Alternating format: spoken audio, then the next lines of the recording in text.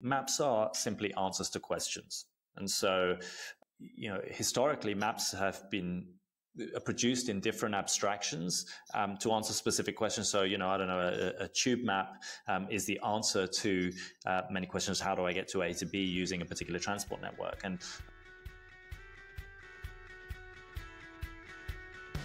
hello and welcome to another episode of the Mapscaping podcast. My name is Daniel and this is a podcast for the geospatial community.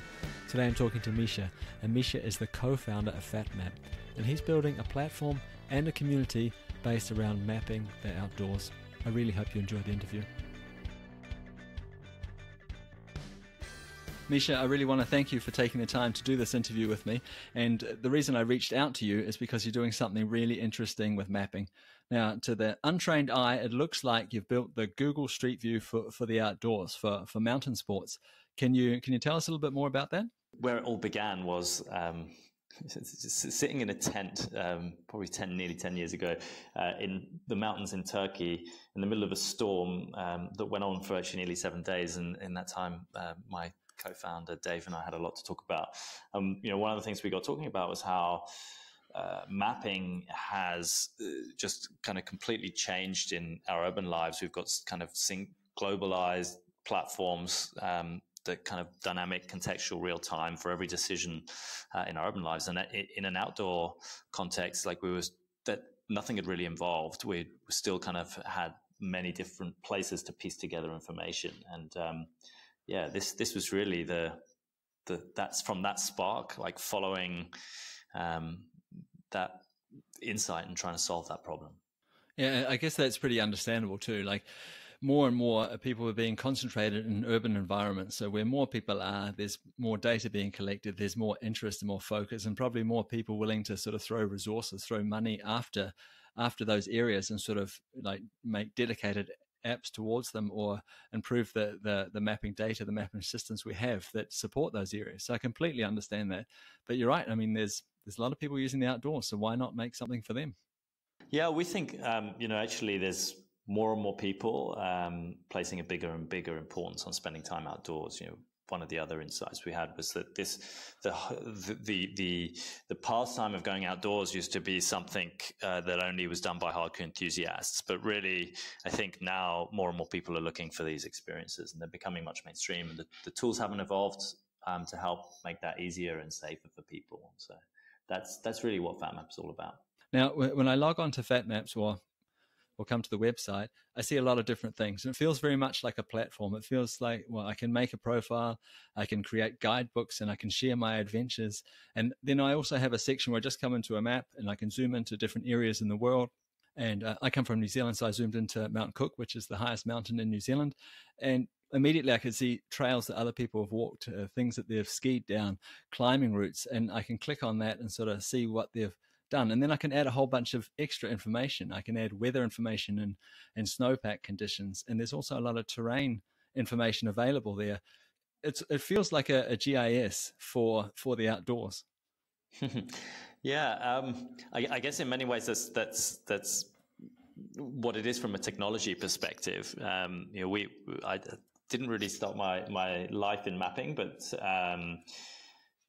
really saw a problem that needed to be solved from a user perspective, that just was very hard to get the right information and to make better decisions when going outdoors. And fundamentally, like a wider ambition is to build the single destination that anyone can go to when they want to spend time outdoors, whether that's to discover new places to go or their next adventure they want to go on.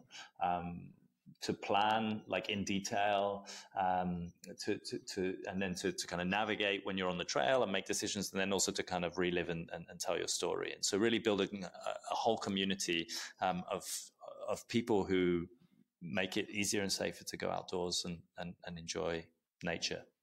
And I think that social aspect is really, really important, definitely. And the idea of creating a community around that, like, yeah, very good idea and a very important aspect if you're going to spread this idea and get it to grow and get it to develop. But I think the people that are listening to this podcast, they'll be particularly interested in like the data that you use. Where does this data come from? Yeah, so I mean, the tools that you were talking about there, like essentially what we did was we started building out like a model of like the non-urban world, and so that was elevation data, so the height of the land, imagery in different seasons, summer and winter, depending on what sport you're doing, whether you're a skier or a hiker or a biker or whatever. Also reference data, so understanding where, instead of like streets and businesses, like we focus on summits and rivers and valleys and the like, and so and trails, and bringing those all together. But on top of that, I think the GIS element, the kind of you're talking about, is we turned the whole thing into like what I call a computational map. So we can change the abstraction that you're looking at based on what you're trying to solve. So if you want to see how steep something is, you can turn the whole map into a steepness heat map. If you want to see like the orientation, to maybe particularly stick to south-facing slopes if you're a skier, or whatever it might be, you can do that. So we have a whole bunch of tools that allow you to essentially query the terrain and all of this underlying data to get the kind of precise and reliable and accurate information you need for adventure. And now we've started to go a little bit further with that, and rather than just providing a model of the world, we're starting to integrate real-time data. So things like snow cover, precipitation, forecasts, and avalanche risk for skiers, and much more that you can overlay into the map. So a lot of people that are working in the geospatial industry will understand how those sort of calculations take place. You know, how you show elevation in a heat map, for example, and they'll probably have a good understanding of the tools that are involved, and they'll have that sort of classical understanding of, okay, in other GIS systems, in other geographical information systems, the icon looks like this, and I do this, and then I do this, and how things work. But your audience is quite different. So on one hand, you've got that you're making a technical tool, but you have to make it in a way that people will understand how to use it. And these people aren't necessarily trained in how geographical information systems work. There must have been a few sort of problems around that, I could imagine, in making a tool that people that's intuitive for people. Yeah, it's definitely been a challenge. You know, one of the challenges with like a platform like ours, because it's solving many different problems in many different contexts, is to keep it simple, I think, and that's been one of the hardest things to do. I suppose the way we think about mapping is, maps are simply answers to questions. And so, you know, historically, maps have been produced in different abstractions to answer specific questions. So, you know, I don't know, a tube map is the answer to many questions. How do I get to A to B using a particular transport network? And of course, like we're building an outdoor map, and typically, like, you would have had one abstraction in a classic topographic map to solve many problems. So it was an elevation map, it had a distance grid, and it had lots of different reference data. And like there was an art and a challenge to providing the right amount of detail, but not too much detail, so it was easily readable. So we approached it slightly differently, was to say, because of what we can do with digital data, we can actually show the perfect map that is the perfect answer to any particular question. So rather than, I guess, asking our users to have a particular technical skill to use a tool, we focused like the interface on solving the problem that we know people have in the outdoors. So, for example, skiers care a lot about for example, in the backcountry, avalanche risk is an important thing, and that happens on various different. The gradient is one of the most kind of important factors, and so we built a tool that used an avalanche risk model to overlay it onto the terrain. There's lots of GIS stuff going on in the background in terms of the terrain analysis, but from a user's perspective, all they're seeing is a level of risk shown on the terrain to make a kind of real life decision with. Yeah, I think that's fantastic, and definitely not an easy problem to solve, because you're hiding everything that's going on in the background from the user and just giving them the answer to the question. Yeah, and you know, more and more we're starting to build more and more tools now. The community is really coming to life and starting to request things for all sorts of different activities. You know, one of the things we found is that you know, actually what what was useful for skiers actually was also useful for people doing base jumping and wingsuiting. And so we seem to have kind of uncovered a whole bunch of ways we can help people from all sorts of activities. I was just thinking there, so people are coming into your platform and they're using it as a reference. Like, what is the avalanche risk, for example, for this particular area on this particular day? Does that translate into some sort of responsibility for you then, as the company, as the people providing that risk overview? Yeah, I mean, we take obviously our responsibility is very seriously, but one of the core beliefs is that actually going outdoors, and one of the enjoyable things about going outdoors is actually taking responsibility for ourselves. So, we think a lot about trying to make it easier and safer for people to go outdoors, but simply from a platform perspective, all we're doing is giving people information in order for hopefully them to make better decisions of their own. So we'll never tell you if it's safe or dangerous, but we'll tell you perhaps some information that helps you understand the risk better for you to make your own decision. Yeah, and I think probably that's the only logical approach to this kind of thing. One of the interesting things I saw on your map was so on the side you have a few different panels where you can choose different layers to add, and there was one called custom layers. Does that mean I can upload my own data to it? No, so this is a way you can kind of query the terrain.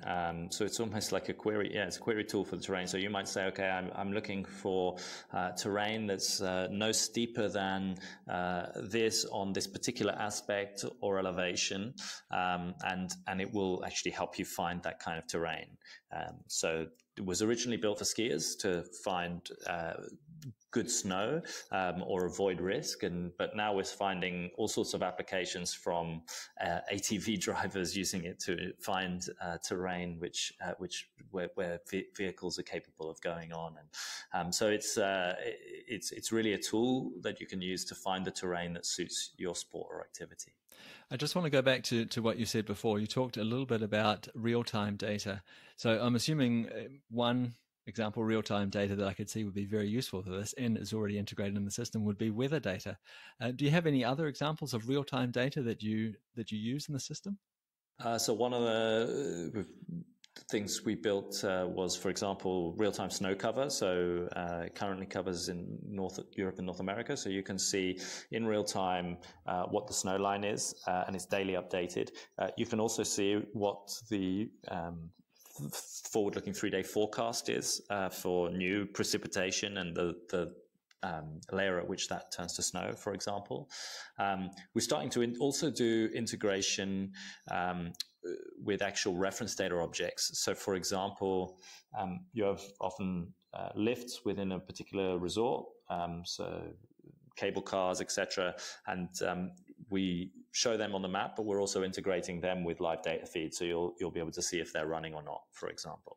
Like obviously with lift data, that's something that you don't generate yourself, but something like snow cover, for example, do you have a model running in the background that's constantly updating snow cover on over these big geographic areas, or is this data that you're taking from somewhere else that you're integrating into the system? Yeah, in many cases, we're typically aggregating data from many different places. We think of maps are only as good as they are accurate. And so, one of the things we've tried to do is always use the best data sources. So we used to care a lot about how the resolution of terrain data, but the same applies to the live data. We go and aggregate the best providers of the data in different local locations and actually produce a single global map for that. And that's true of all our data sets. And I think that's very typical of people looking to do work in the web mapping space, because I mean, firstly, that's a huge data volumes that they'd have to save and update and maintain themselves. So it's much easier to integrate. But then very quickly you run into a problem. Okay, well, if this third-party data source, if that has an error or if that is unavailable or the server is down, then it's my system that looks broken to the user. Is this something that you've run into before? Yeah, and I guess we've built the platform around that with lots of kind of redundancy in certain areas, and then also essentially the biggest piece of software development we've done is building the underlying platform, and that aggregates thousands and thousands of different data sources of different types, normalizes them all into a single set of standards, then creates like all of the tiling and everything that we need to kind of provide them at all different resolutions, and of course then there's the whole function of time on top of that. So we take care to where our data sources are coming from, and the quality and the accuracy are super important. That's the interesting thing about particularly outdoor mapping, is that you're typically making decisions at a very local level. And so the maps that we produce, whilst we strive for, or we have global coverage, the user experience is only as good as the information they got at a hyper-local level on the problem they were trying to solve on that day in that moment. Yeah.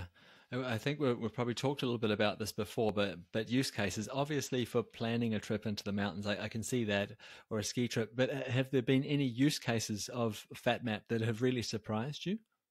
Yeah, I think what we uncovered was, the first product we ever built was like what I call our Tesla Roadster. It was a very niche product for people to find and follow off-piste ski lines and backcountry ski tours.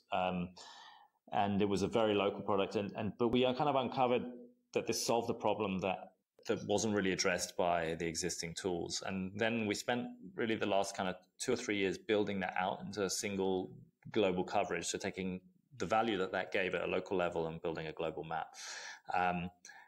And as we started to build out more activities, so skiing, hiking, mountain biking, trail running, we started to get more and more requests for more activities. And what we really uncovered was that there were applications of people using it for sea kayaking or even sailing to create and share routes.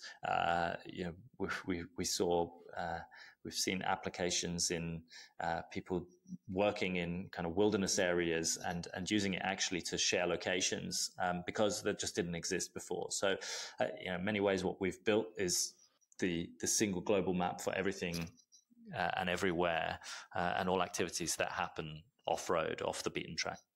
Obviously, that idea of community is really important, and we've seen over the last 10 years now the explosion of social media. People love to share things, and people are also really passionate about what they do outside, their activities, their hobbies, the adventures that they go on. Are you building a social media for the outdoors? We're certainly building a community, and we want to build a tool, and in many ways,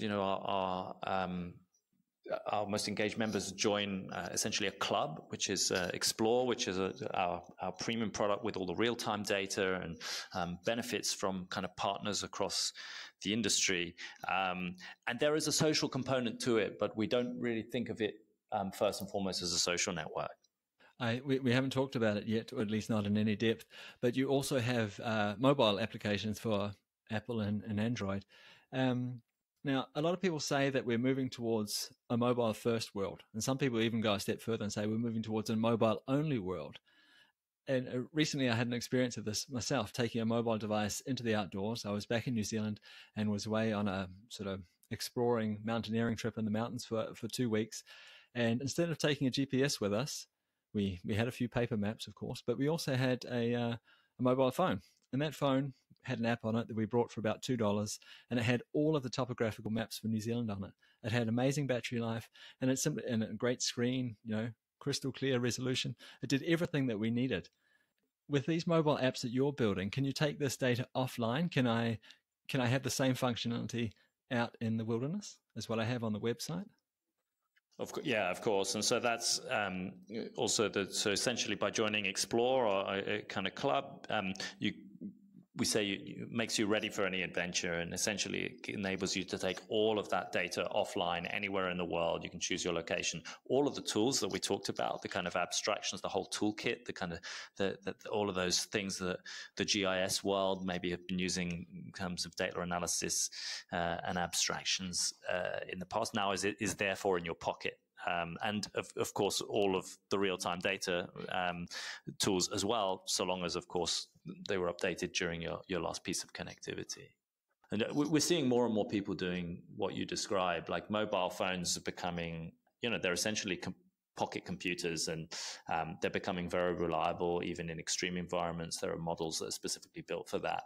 The batteries are very, very reliable now. The positioning is very good, and you can obviously now get a whole bunch of stuff, including solar chargers and connectivity devices, to make it a completely reliable and useful tool when you're way off the grid. Yeah, and I think too, in terms of data collection, you're going to be able to do so much more with a phone app, with an app on your phone, I should say, in the outdoors. I could envision a time where you could save pictures and upload them to your system, for example, with a geotag, where you could have other sensors plugged into your phone. You could be collecting a whole bunch of different information. Maybe you could have streaming, probably in the outdoors it's a bit hard to get connection, but eventually perhaps we could stream directly to your system. And that's all valuable information. That would be real-time updates coming into your system. Could you envision a world or a time where Fatmaps could accommodate something like that?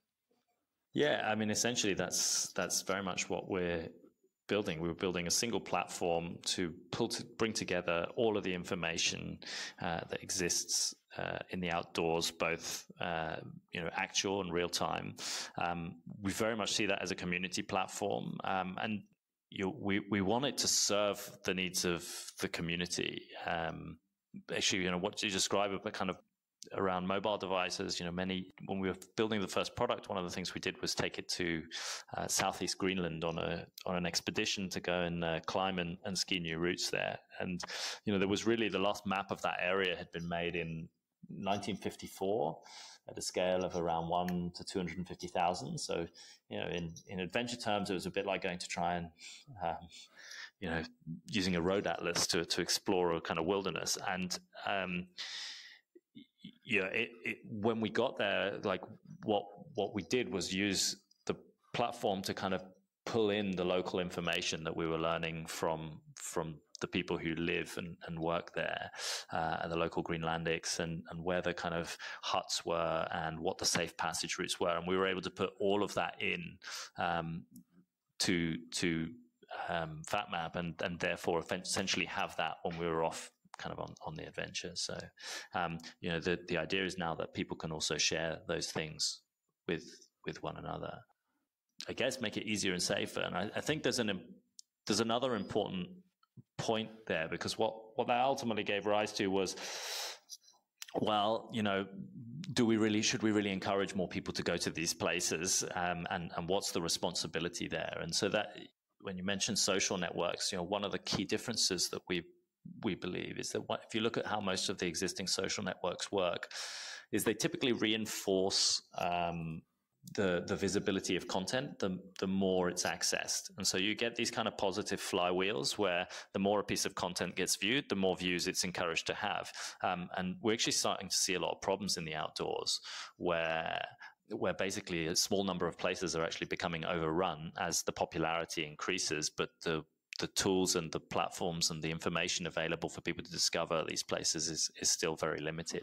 And so we're building our whole architecture and our whole data architecture in a very specific way that allows people to share privately rather than just publicly, but also understand the impact we're having on working with local organizations to limit the visibility of certain things and try to spread people out across more places rather than concentrate everyone into just the most popular places. And our hope is that by encouraging more people to go and spend time and essentially increase the economic value of like wild places across the world in a sustainable way, we can actually help contribute to their protection, rather than just using them for our enjoyment. I think that's a really interesting approach. I love the idea that you talked about that flywheel there. You're reinforcing that if it gets lots of shares and likes, that they'll show it to more people on social media. And what you're talking about is more of a sort of push-pull. You're going to encourage people to get out there by giving them these great tools and showing them more things and making it easier for them. But at the same time, you're going to have something built into the system where you're going to try and distribute these people out to different areas, and working with local councils. I think that's brilliant. That's a really really interesting approach to things. Yeah, we think it's a win-win because ultimately no one wants to stand in a queue with 1,000 other people just to go and see a viewpoint. Like, I think most people enjoy the outdoors because it's wild, and they can disconnect from perhaps like the busyness of their daily lives. And so we like that it kind of should improve the experience for people whilst also helping to protect those natural landscapes. And also there's an element that the outdoor economy is growing very fast. More and more people want to access it, and we want to enable those local economies. We want to enable the businesses, the local guides, to find their customers. There's no platform out there today that allows them to do that properly. Yeah. Not that I've seen anyway. Hey, I just have a few more questions before let you go. And one of them is, what has been the most difficult thing about building Fatmap? That's a good question. I suppose there's many different problems we had to solve, from finding data to building rendering engines to learning how to deal with like massive quantities of data or data in different standards, or understanding what features certain users wanted to need to building a business model. And the single hardest thing was actually synthesizing all of those many moving parts, particularly in such a way that there's a lot of uncertainty in all of them. And so sometimes, or whether rather than sometimes, I say almost always, things don't move quite as fast as you want them to. Like, it might take a long time to get access to a certain piece of data, or the development on a certain thing might take longer than you want. And the trick is actually making sure that just being an issue in one part of the chain doesn't actually create too big a knock-on effect. And particularly when thinking about like the financial resources we had to build, we were trying to solve so many problems at once. It was very possible that just like one thing would then slow down the whole chain. But then we obviously had timelines to keep to particularly with regards to our financial resources. So yeah, solving all of the uncertainty in the many moving parts has been the biggest challenge, and probably remains the biggest challenge. So one of the reasons you started Fatmap, that was because there was no platform in this space before. No one was solving these problems in an outdoor setting. But in the urban environment, in the built environment, we have Google Maps, and we've got a number of other big players solving these problems. Can you guys look over and see what they're doing and sort of translate that one to the new functionality they're coming with, for example, and translate that one-to-one in the outdoor environment? Would that make sense? Is there any sort of inspiration you can get from them, or are we talking about completely different communities that we're trying to serve? You can draw some parallels. So, for example, of course, Google will have traffic information and transport information as real-time data. We have things like snow cover, whether the lifts are running, weather data, etc. So there are parallels. We can learn a lot from those platforms in some of the ways that they handle geodata, and we have done. I think maps tend to be very specific. So, they tend to be about solving a particular problem. And so we spend most of our time looking at how we solve problems for people. I think one of the other challenges actually that's kind of interesting that we had to overcome was around access to data and the cost of it. Typically geographical data is very expensive and has been consumed is consumed by people or bought by people in very localized contexts. So particularly, you touched on the world of GIS previously, and people would typically buy very good data for a very small area in order to do some processing. So we did that when we built our first product for a handful of resorts in Europe. But then when we wanted global coverage, we had a real challenge in that we wanted that very high quality data that was super accurate at a local level, but we wanted it for the whole world. And the cost of that was just not not something that a small company could afford. I think a lot of the existing major global platforms by Google, Apple here, and Bing as well, they had resources because they were building into these huge consumer markets, and there were big technology companies that had other forms of monetization that were driving them. So we had to think about how could we get data that was super accurate, very high resolution for the whole world, without needing to spend essentially between $300 and $500 million. And the way we ended up doing that was talking to some of these guys and taking a leaf out of Spotify's book. So one of the parallels we drew was what Spotify did for the music industry, which is to say put all of the content into the platform and build a royalty model where effectively the rights owners get a share of the revenue based on how much the data is used, how many plays a song gets. We built exactly the same thing for the geospatial industry. So we have many providers now, from Digital Globe, Intermap, and they're the people that we really built the model with, and they put all of their global data into our platform, and based on how utilized it is and how much of their data users access, we share royalties back from a business model with them. That seems like a very clever approach. The idea of having to cough up $500 million right at the start of a project seems a little bit overwhelming. Hey, but while we're talking about data, we talked a little bit before about user-generated content. So the people are uploading tracks, and we talked a little bit about they've got these mobile devices with them in the field now, in the outdoors. So the future of recording, or the possibilities for recording more data, it's going to increase with time and with technology. Could you imagine a time where Fatmap can use that user-generated content as data, as different layers in the system? I'm thinking specifically about, okay, under these weather conditions on this route, it takes this much time to reach the top. Is that something that could be integrated into the system at some stage? Yeah, I think completely. And I think when you start to think about these things, in many ways, the sky's the limit. And essentially what we're doing from a content perspective is building the information graph for the non-outdoor world. So that's combining activity data, so the things you talk about like hiking routes or whatever, with the underlying reference model of the world, but also the information about who does it, when, the real-time data that we had about the world, so what the weather is like, etc., and then how long it took when they did it, etc. And so, with the advances that the world is having in machine learning across all industries, we can use those advantages and leverage them to essentially give more insight, make adventures easier and safer from the knowledge that's inherently in that data. Misha, I really want to thank you for taking the time to do this interview with me today. I really enjoyed hearing about what you're up to. But before we say goodbye, could you tell the listeners where they could go to follow along with Fatmap, or maybe even try it for themselves? Yeah, so it's very simple. You can go to fatmap.com, or you can download the mobile app, and as you say, you can create your account, and you can start discovering, planning, and living adventures. And so, yeah, we hope to see you on that. Excellent. Thanks so much for your time. Really appreciate it. Well, thank you so much for having me on. It was really a pleasure. And that's it for another episode of the Mapscaping podcast. My name is Daniel, and today I'd just like to apologize for that little bit of crackling towards the end of the interview. It was something in the audio that I just couldn't get rid of. So sorry about that. But I'll be back next week with a new episode. Please tune in then.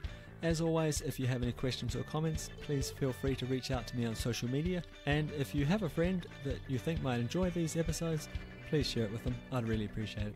Talk to you next week. Bye.